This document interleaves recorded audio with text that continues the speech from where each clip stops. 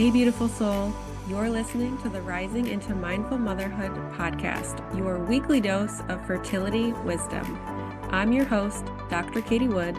I'm a barefoot mama bear, pharmacist, and integrative fertility coach. This is your go-to podcast for all things to naturally nourish your fertility, embody womb healing, and reclaim your feminine power to accelerate your path to pregnancy. My expert guests and I will be having intentional conversations to discuss the many facets of a thriving, fertile foundation, natural wellness, and how we grow and transform as women on our journey to motherhood. So let's dive in, shall we?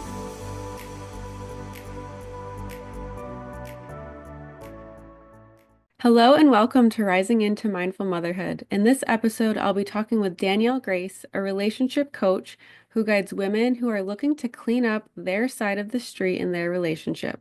Danielle helps them understand the programming that keeps them in vicious cycles and spirals.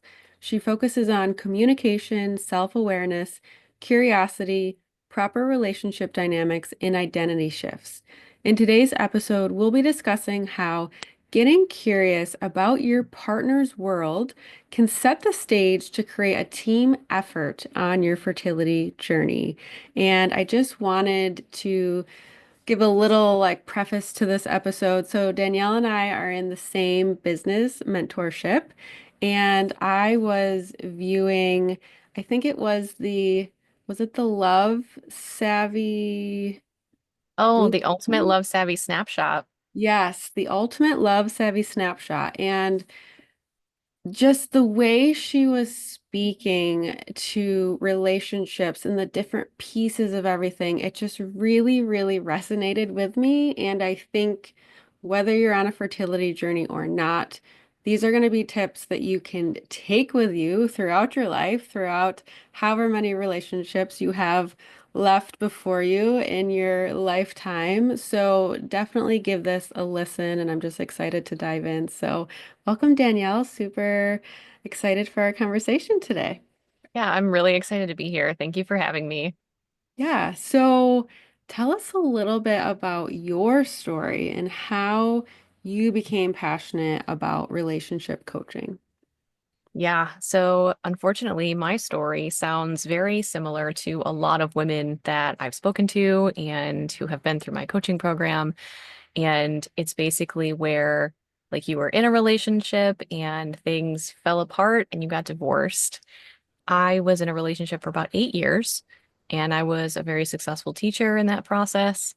And unfortunately, my career got the better of me, and I thought I knew what I was doing in my relationship, like a lot. Like I thought I knew how to communicate. I thought I knew how to be a good wife, how to be a good girlfriend. And it turns out that it happened right around COVID, which is where a lot of these people are starting to have shifts as well. It happened to be that I wasn't actually as very good at it at all. Even being a teacher, even being someone who was steeped in literature, I was an English major, I have a master's degree in education. I was the one that actually drove my relationship into the ground because I was way too headstrong. The way that I viewed my partner was very unhealthy. And all of it stemmed from the fact that I didn't have a lot of healthy examples when I was a kid. My mom had divorced twice. My dad was in the picture, but not in the picture. So I didn't really have really good examples growing up of what healthy relationships and healthy dynamics looked like. So I was just going off of what I knew, what was coming to me from the media, movies, TV, even books that told you how relationships are supposed to be. And I didn't realize at the time that the majority of the advice or the examples that I was steeped in were also toxic. They were Mhm. just wildly unhealthy. And so you just start to mimic those things. And it didn't come out until I ruined my relationship. And I realized after the fact, it's almost like a spell was broken. And I could see, oh my God, I did that. I couldn't see his perspective. It was an awakening of a different kind. And it led to me absolutely crumbling and promising myself that if I could help women not go through this the way I did and remain in their relationships, remain intact, then I would pour my entire heart into it because our society and as human beings, we thrive on healthy relationships. But if you don't have those examples, then you don't have much to build on. And I'm determined to help women mature into their highest version so that they can create those foundations for themselves and others. Hmm. Yeah, what a beautiful story. And just thinking that when you were talking about different examples, I am the youngest in my family, so I have two older sisters, and I feel like seeing their relationships also influenced me too, not just my parents who were divorced. But yeah, I don't know if you have older siblings. And what's coming through for me to share, and I'm sure you can speak to this more, is if you're listening to this and you're thinking to yourself, I don't need to change anything in my relationship. I am not the one that causes any issues. That is just your little ego trying to protect you. So just try to let that go and be open to the possibility. And like we're going to be talking about today, just getting curious without judging yourself or blaming and shaming yourself. Like, hmm, is there any room for improvement on my end in any of these areas? Yeah. Yeah, I hear that a lot. The like the looking outward to who is doing me harm and like their issues, they have problems. And I do find that women will often say they'll admit that they have something to work on, okay? However, that thing that they think they need to work on will often be dismissed or overshadowed by what they feel their partner needs to work on. And so it's almost like, oh, I'm self-aware of this. I'm self-aware of this. It's okay. Self-awareness is like step one. And it's a beautiful step to take. But if you stay in self-awareness, then things don't change. And you think you're doing work, you think you're changing, but in reality, you're not. So that curiosity is a pivotal piece because curiosity is like, I know curiosity isn't a verb, but to be curious, it's like an ongoing thing. It's like a state of being. And this curiosity needs to extend, yes, to your partner, but also to yourself, like you said, being curious about how are you showing up? And the piece of it that I've noticed that causes the most struggle is what does it mean if I have things that I need to change? What does that mean about me? And oh my God, I don't know if I can handle that. I don't know if I can handle the consequences of my actions that have happened. I don't know if I can face that. And that comes down to something that I talk about quite a lot with my clients, and it's self-efficacy, the ability to basically handle what life throws at you, whether it's good, bad, or in the middle. Hmm. Yeah, absolutely. I think I like to think of it sometimes as taking radical responsibility when you're able to get to that step. Yeah, So totally. let's talk about curiosity. What does that look like in a relationship? Or if someone is listening and they're open to these ideas, how can they begin thinking about that and cultivating that into their relationship? Yeah, that's a great question. So, curiosity to me is that childlike wonderment where you know some stuff, but there's a lot you don't know. And it's not that you don't know, but you're so eager to find out. Every turn of the corner could be something amazing. And this is different than just being open because you can be open to every turn of the corner could be the shoe drops and your life crumbles before you. So, yes, you need to be open, but curiosity has this distinct positive tail to it that you understand this could be incredible in my life, and this could give me information that I didn't have before, and it could enrich my life more than it is now. When we become adults, we start to become cynical and jaded. And so our curiosity is almost beaten out of us. That old phrase, like curiosity killed the cat, we start shying away from being curious. Because what if we get bit? What if something bad happens to us because we touched that animal or we did something? But there's a lesser known ending to that phrase. So it's curiosity killed the cat, but satisfaction brought it back. Including that into your phrasing gives you permission to stop thinking that you know everything, which is another huge piece that I talk to people about. We often feel as if, oh, we already got it figured out. Yeah, we don't have everything figured out, but like I know stuff. I know a lot of stuff. And we start to make a lot of assumptions under that guise of I'm an adult. I know things. Yeah, some stuff, but you don't know everything about everything. And that's really apparent when it comes to like the media. We often see things come at us, but we all know to some degree that these things that are coming at us are not true in varying levels. So it's interesting to start dipping into curiosity and thinking to yourself, like, what happens if I don't know the things that I think I know? And it throws your world for a loop because you're like, what is it that I don't know? And you start to question everything. And this is where I think a lot of people are right now, at least the ladies who come to me, they are Mhm. in this position where they're like, I know something is not the way that I think it is, but I don't know what that is. I don't know what that looks like. And it's a little scary when you're an adult and all of a sudden the majority of your world is no longer what you thought it was and maybe never was. So in relationships, if you're with a partner, that person that you call your partner, there is so much about them that you don't know. They had an entire life before you.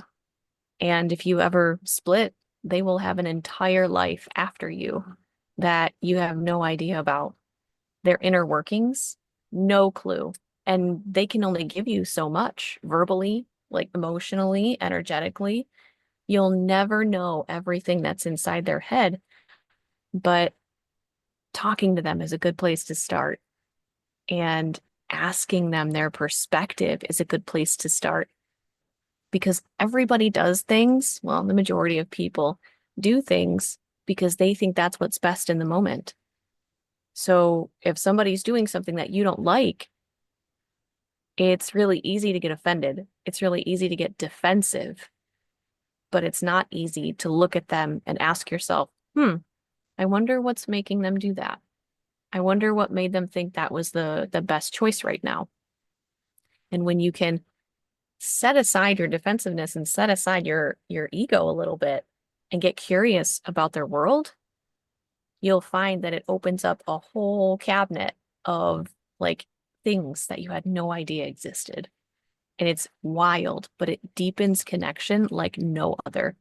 And I found even the most hard to crack men are deeply affected by the curiosity of a woman. In what way? What do you mean by deeply affected?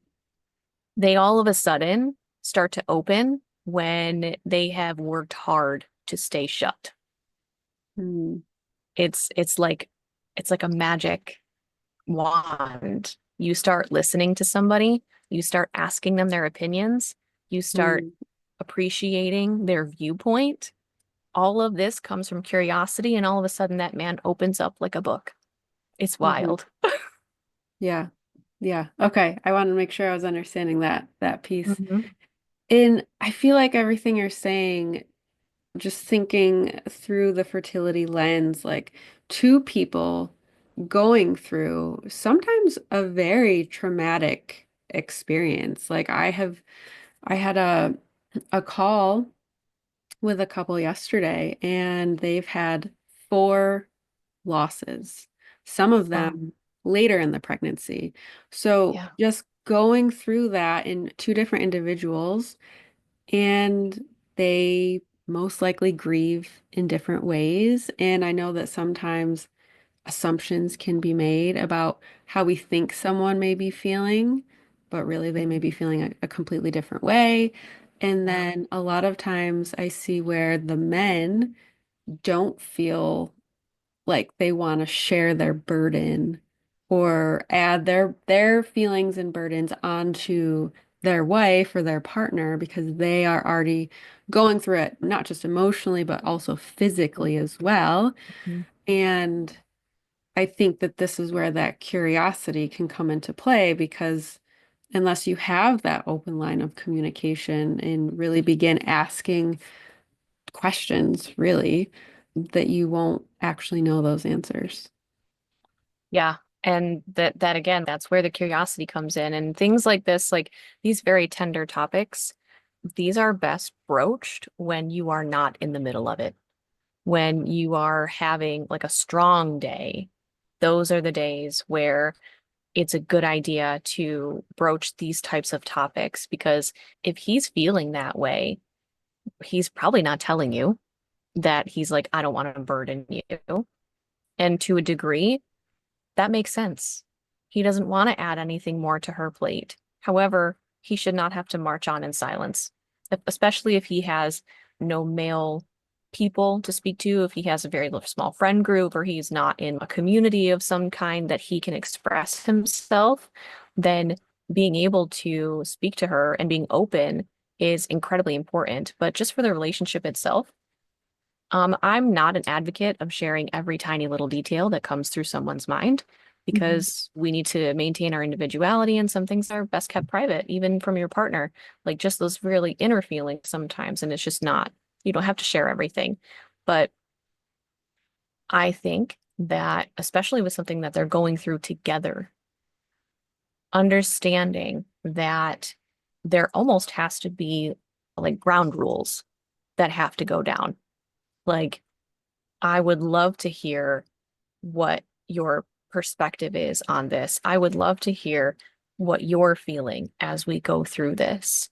However, this is where curiosity comes in with women. You must know yourself. You must know yourself and your capacity, even during these hard times, because you may want your partner to share with you, but if you are having a hard day and they don't know, they don't see the difference because you're really good at holding it together and like he wants to share with you and all of a sudden you snap because you didn't have the mind to tell him, that's not his fault. And what that teaches him is that this openness that you were asking for is not welcome. Mhm. And that's unfortunate, especially if you don't know how to repair that situation.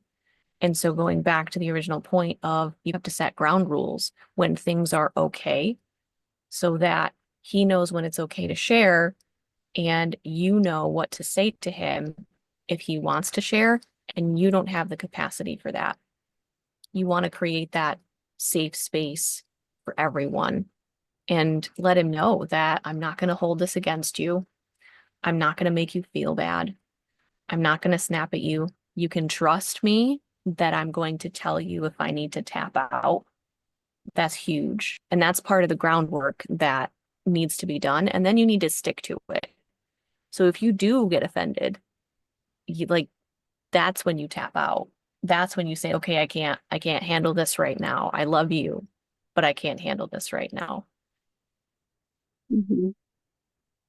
Yeah, so thinking to what you were saying about if she's having a hard day and he's wanting to share, so would you say there should be some sort of check-in beforehand? Like before you start talking about the big things and the hard things. Hey, is today a good day to talk about this? Yeah, absolutely. And that can be whatever phrasing that you guys are comfortable with. I often ask my ladies to ask him, like, hey, if I'm having a hard day and you want to share, what's the best way for me to tell you that so that you don't feel like I'm just brushing you off? And it becomes Mhm. a collaboration. We do a lot of talk about collaboration because most of the time we think we know what's best, and then our partner thinks they know what's best. And then instead of actually seeing how to find that middle ground where everybody's happy, we go like this. Mhm. And like we miss the boat, like we're passing ships in the night. And so when we ask for collaboration, when we ask for, hey, how would this land best with you? Then not only are you getting their opinion, not only are you getting their thoughts on this, but then later on, let's say you try to use that phrasing and they fly off the handle at you, you can be like, hey, I'm using what you asked for. And if that's not working anymore, can we find something else? And it gives you the opportunity to hold them to their word because not everybody's good at that either. So you have that accountability built in when you make that collaborative effort. But yeah, phrases like that, hey, can I share something with you? Or would it be okay to share something with you? I have feelings around this. Is now a good time? That's also a really good one so that we're respecting each other's time because maybe she doesn't have time. Like maybe she's got something else to do, or there's something in the laundry, or there's something that's a little bit like pressing for it. And unless that's taken care of, she really won't be able to focus on what's happening. So yes, I fully support phrasing and check-ins. Mhm. Absolutely. I feel like this is a great segue to talk about humility and active listening in the relationship. So let's say we've found a good time for both partners to share and talk about the hard things or whatever that may be coming up for them on their fertility journey. So what does active listening look like and what can that do for their relationship? Yeah, focusing on active listening is a big, big piece of relationship shifts, period. Usually people are listening to respond and they're not actually listening to understand. And that's what active listening is. You are listening to gain information about what that person is saying. You are looking for understanding their perspective. And if all you're doing is looking to respond, then you are completely missing a golden opportunity to deepen connection with your partner. So, from my perspective, active listening is where you form those deep connections. So, your phone is away, you're not watching TV, or if you are, like it's in the background and you're completely focused, you are either making eye contact or you are at least not focusing on something else because sometimes eye contact can be difficult, especially in difficult conversations. So, all of those and a couple more pieces are involved in active listening. The basis is the desire to understand what your partner is saying. And that leads into humility because sometimes what your partner is saying, it will not land well with you. And especially if you're in these tender moments and they're saying, like, giving you feedback. Hey, I didn't like how you said that. Or, hey, there's something going on that I don't like. This is where that curiosity about yourself also comes in. And you start to hear them and say, okay, is there truth to what they're saying? Am I falling down right here? Could I be doing better there? So, making sure this is an active situation and you're thinking about what they're saying is paramount, which can be difficult if you have a history or a pattern of defensiveness and taking everything personally, like it's like a personal affront to your self-worth, which we often feel as if our behaviors are a sense of our worth. If we do something wrong, that we're bad as a person. If we make a mistake, that we're not worth as much as a person. And it often stems from fearing a lack of love or that love will be taken away from us if we make a mistake. And that's really nice when you actually come to that conclusion because you realize that it's not true. Mhm. And the people who in the past may have taken love away from you because you made a mistake, that was an inappropriate response. Sometimes you realize that authority figures in your life, whether it was teachers, parents, grandparents, who responded to mistakes that you made, they were authority figures. So you thought everything they did was right and you were wrong. But those authority figures were just like you as you are now. And you come to realize that people make mistakes, people exaggerate, people don't have appropriate responses to everything because of their histories. And so you start to unweave some of the thoughts and beliefs that you had about people, and you realize that love won't be taken away from you just because you make a mistake. So you start to welcome feedback because when you can change for your partner based on what you're hearing from them through your active listening, when you can change things for your partner to make the union better, then the union gets better as opposed to you butting heads because you don't think you have anything to change, but maybe you think you do.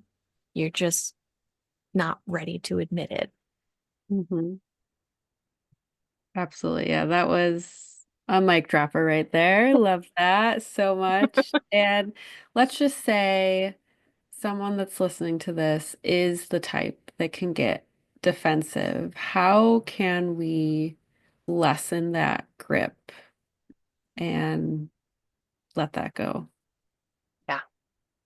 One of the big things I tell people is that, do you think your partner is trying to hurt you? Mm. Usually, when we get defensive, somebody's touched a nerve and it feels like we are literally being attacked, like somebody's trying to come at us with a sword. And we have to remember, like, our partner is not trying to hurt us. They are probably speaking from a place of unmet needs. And it's not always our responsibility to meet somebody else's needs. And that's a huge piece that we talk about in what I do. But there are some things that absolutely, yes, you can meet those for them. However, you may not be very adept at meeting it yet. And I always say relationships are like training grounds. You are constantly training your partner on how to love you, and he is constantly training you on how to love him, but only if you see it that way. This is a relationship is 100% growth at all times. Things change, people change, opportunities change, and that's something that needs to be incorporated into a relationship. But going back to defensiveness, this is also where humility comes in. Usually, again, this goes back to, oh, they're telling me something that I did wrong, or they think I did it wrong, and now love is going to be removed from me. So I need to defend myself so that he doesn't take love away from me, so that he doesn't think I'm stupid, so that he doesn't think XYZ, because that's not me. That's not me. And you're not seeing me right now. So it also has an identity piece attached to it. There's often a level of being unseen as a person when we get defensive. And it goes back to a lot of the patterns that we hold. And unless we have curiosity about ourselves and we are willing to start, I call unhooking things, we start unhooking things from our identity that we think are part of us, but they're not, then we're going to continue to be defensive. Defensiveness is a very deep, sticky, complex combination of all kinds of patterns. And so, as much as I would absolutely love to be like, here's that one trick that's going to get rid of defensiveness, I Yeah. would love to do that. But it's just not so. And I know Mm. everybody wants that quick fix. I want to give you that quick fix, but it starts with humility and recognizing that he's not trying to hurt you. Yeah. It's almost like you have to get to the root cause of where that defensiveness came from in the beginning. Yeah. And that's the truth of it. I know for me particularly, and that's another piece of it too. Everyone's defensiveness comes from somewhere different. There are a few big camps, but like for me, whenever I get defensive, it's because I think my partner thinks I'm stupid. And I have a huge aversion from my past to Hmm. being called stupid. It's it's it's major for me. And I've done a lot of work around it, and my defensiveness has gone down to almost nil at this point. But that's not for everybody. Not everyone is going to get defensive because of that specific thing. Hmm. So you must do the work for yourself. What made me defensive about that? We do a lot of visualization in what I do, and we start to replay certain things that have happened, not because we're going to sit in it and feel bad, but because we're going to start to pick it apart, kind of like a scientist. We start to examine, like, how was I feeling there? What was happening in my body? What was happening in my brain?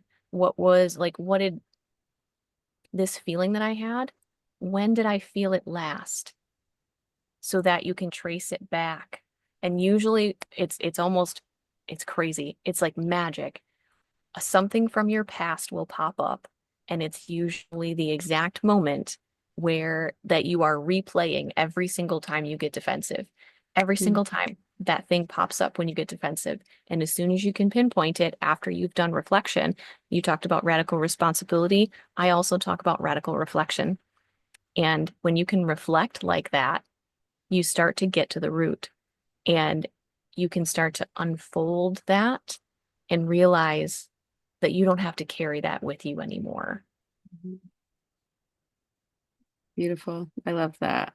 Love that so much. And I know you have a freebie for the listeners, the Thinking Woman's Guide to Love That Lasts, if you want to share a little bit about that.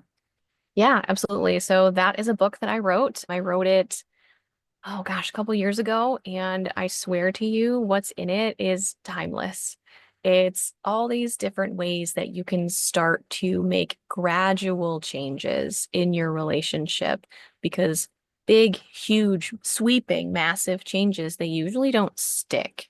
And if anybody tells you that they can do that for you, they're lying and they're trying to sell you something. So, like, you need those small steps. You need the tools in your toolbox so that you can build your relationship skills, and then it compounds. So, if you've ever heard of compound effect, that happens in your relationships as well. You start those base level foundational skills, like are in my book, and then you continue to use them. And as you continue to use them, it's like an upward spiral as a compound effect.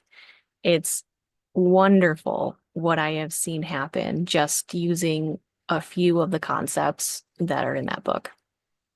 Amazing. Thank you so much for that. The link for that will be in the show notes, and let the listeners know where they can find you, connect with you, and learn more. Yeah, absolutely. So my main platform is Instagram, and you can find me there at the Danielle Grace. Awesome. Thanks so much for this conversation, Danielle. It was fun and also deep.